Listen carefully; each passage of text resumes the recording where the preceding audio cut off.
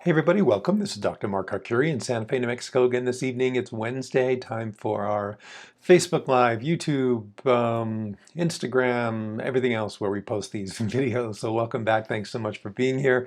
We're on week 7 of Paradise Rediscovered, chapter 7, I should say, also week 7. And as many of you know, Paradise Rediscovered is my new book upcoming.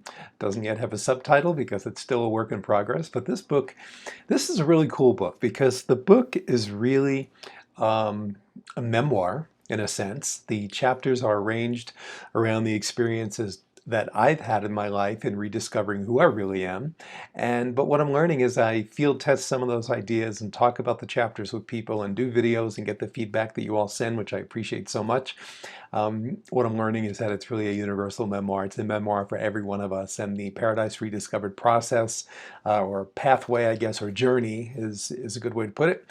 The Paradise Rediscovered journey is really a journey of all of us. It's something that we can all relate to because the premise is that, as I've said before, that we're born into this life knowing who we are, and through the well-meaning intentions of our caretakers and other important others in our life when we're young, we sort of get deprogrammed from that inner knowing and turned into a clone of who they think we should be, or who they are based on their beliefs and biases and experiences. And that's all good early in life. But as we get older, we start to kind of stumble around and realize that what we've been taught doesn't work very well, and that in that not working, we have to sort of solve our problems with new solutions, and those new solutions are all the clues to who we really are. So that's what Paradise Rediscovered is all about, the challenges that we have in our life, how we go about surmounting them, solving them, and how therefore we get clues as to who we really are in the process. And it's a really, really important journey. We all go through it, whether we realize it or not. The more conscious of it we are, the happier and more fulfilled we can be for the rest of our life going forward from those challenge points. So that's what Paradise Rediscovered is about in a nutshell. So the book is my memoir.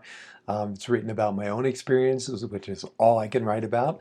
But I can guarantee you that every experience speaks to you personally because you've had your own that are similar or different. But the process is the same of examining them and experiencing them and finding your authentic self in doing that. So chapter 7 is a chapter that is, how did I phrase it here in the intro? When your plate is overfull, it's time for a smaller plate. And that's not in my memory ingrained right now because it's not actually the title that I had originally envisioned when I was writing the book. But the essence of it is exactly the same. So it may seem counterintuitive that when our plate is full, that we need to somehow give ourselves a smaller plate. So if our plate is full, why would we want a smaller plate? That's not going to do anything but give us a more full plate and maybe make us more uncomfortable. But the point is that the plate in our life becomes full because we overcommit, we promise. We overextend ourselves to other people. We over, and eventually find that our plate is overfull. And the problem with that is that we can't possibly keep up with that and survive. We've got to find a way to take a step back and to detox ourselves, I guess, from the need to be constantly overdoing it, and in overdoing it, succumbing to our identity. We lose touch with who we are because we're so busy trying to overextend ourselves to other people.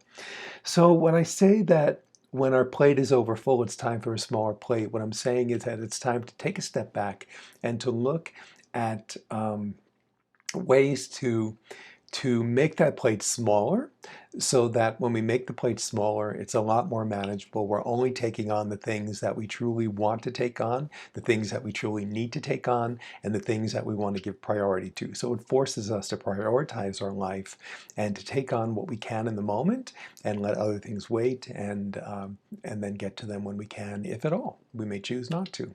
So that's what I mean by taking on a smaller plate. And I've learned this lesson hard, as I said in the promo to this, as I wrote in the promo. It's a hard learned and hard earned lesson for me. I can remember sitting in a beautiful condominium on the beach in Maui, across from the beach, but everything was across from the beach. So basically you look out at the condominium right in the center of the complex, and there was the beach. You couldn't even see the road practically. And I was sitting there, this is probably 7 or 8 years ago, and I'm contemplating going back, which is why it's present in my mind today. But I'm sitting there and I've got a stack of work with me that needed to get done. Work that was of my own doing, but it had to be done while I was there on this beautiful vacation for a week. And I was there with my ex, but current friend at the time, so we weren't in a relationship at that time. And it got to the point where he said, "Hey, I'm going to the beach. You can sit here and do your work if you want to, but I'm going to the beach." And he did.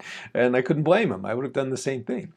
But I lost so much of that trip. And when I thought about that experience, I realized that I've lost so many experiences in my life because of the amount of work that I've taken on in the past. And I've overpromised and overextended and overdone and over wanted to be perfect. And my reward for that was getting paid extremely well for all the work that I was doing. But it couldn't go on. Yet I couldn't find a way to step away from it. This went on for years and years and years and years and years. I mean, like 20 years. And finally, about a year ago, the universe said, fine, you can't keep doing this. A lot of people get upended by getting sick, by having catastrophes in their life happen that are just unimaginable, but it's the wake-up call that they need. And that's what they get. But thankfully, none of that happened to me. I'm healthy, I'm doing fine. But what happened was that the work just dried up, literally overnight. Friday, got word that that was probably going to happen. Monday, it happened. And since then, almost a year now, it's been about 10 months, the work has been almost non-existent, forced me to make the most dramatic change in my life as possible, as imaginable. Some people connected to that work with me have also had to make significant changes in their lives and thankfully have stuck with me in the process. But we've had to really, really redo things and rethink things and reimagine things in order to not confront, but to go with what happened. So the point is that when these things happen in our lives, we have to take notice. And we have to say, okay, now the universe is giving me the message that I've got to step back. I wasn't able to do it on my own, but now is the opportunity in a somewhat safe way. I mean, there have been consequences that have been very difficult for me and for us to deal with, but in a fairly safe way, that we need to step back and be able to find our way anew. And what I learned in that process was that I could no longer overfill my plate. And that was my learning as I went along in my Paradise Rediscovered journey, that I had to be better at prioritizing, as I said a few minutes ago, and really organizing my life in a way that worked better for me so that I could be there for other people as well. Because I realized that the more I overextended myself, the more I was consumed by the work, the more I was consumed by the work, the less that I could really show up and be present for it for various reasons, whether I was tired or just stressed or running and didn't make the time for each individual moment that needed to be made. Whatever it was, I wasn't able to show up for the work. And if I wasn't able to show up for the work, then I wasn't really doing it.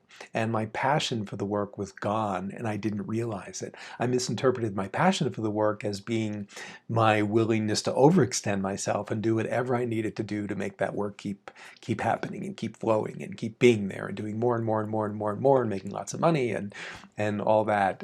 When none of that was about my passion, that was about an addiction to what I was doing. So in stepping back now, there is a little bit of that work coming in, and I find that every little bit of that work that comes in now is done completely differently. I'm present with the person that I'm working with. I'm honoring them. They're honoring me. We have much easier time in the experiences that we have to go through together in the work. I'm enjoying it. I look forward to going. I value the bit of money that comes in that's very different from what it used to be, but I value it so much more. And I can't tell you how much happier I am despite the moments of stress and the need to really figure out what's going to happen next in order to feel a little bit safer and feel good about where I'm going in my life. But that is such a small price to pay for being happier and more fulfilled and more joyous and more passionate about the work I'm doing and so excited about the work that I'm building that I never had time for before. So this week, what I want you to think about as you think about Chapter 7 in Paradise Rediscovered, and you think about those moments when your plate just feels too full and your most likely tendency to look for a bigger plate. So you go from a salad plate to a dinner plate, maybe from a dinner plate to a giant bowl, a serving dish. Um, think about whether it might be useful to consider making the plate smaller in those moments and let some things just fall off the plate. It's going to be uncomfortable. No question about it. It's going to be difficult and uncomfortable. Maybe difficult because it's uncomfortable. But if you let it happen, you'll be amazed at how when you come back to that plate and it's less full and some of those things that have fallen off the plate are now out of sight or out of an emotional connection, which can be even stronger, right? That's the detox part that I had to go through, the emotional connection to what I was doing. Once those connections start to be broken, you never look back. You don't look back. You don't want to look back. You might be able to, you might not be able to, but even if you can, you don't want to.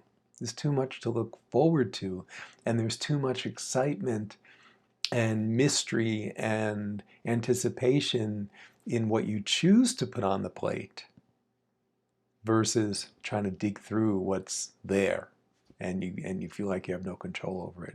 So that's my message for tonight. Give it a shot. Let us know. Scroll down in the comments right now and let me know what you think about the conversation in general. Come back later in the week, scroll down and let us know what the experience is like and what questions you have, because I love to answer those questions, whether it be by email or in the comments below here on Facebook, on Instagram, drmarkacuri.com, on the video archives page, wherever it is you might be accessing this.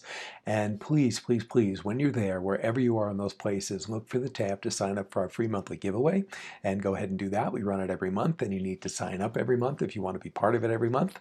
And we announce those winners on our videos and also by email, and also at drmarkacuri.com, the address you can see in the bottom right hand part of your screen, I think, if I got my directions right.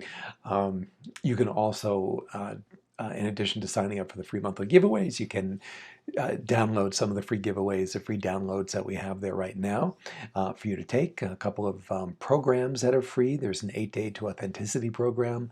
There's a book of positive aspects. There's some other, I can't remember, things you can download and use right away and enhance your life on your journey of Paradise Rediscovered and your journey of greater and greater authenticity. Thank you so much from Santa Fe, New Mexico this evening. See you next week for Chapter 8 of Paradise Rediscovered, and we'll take it from there. Good night.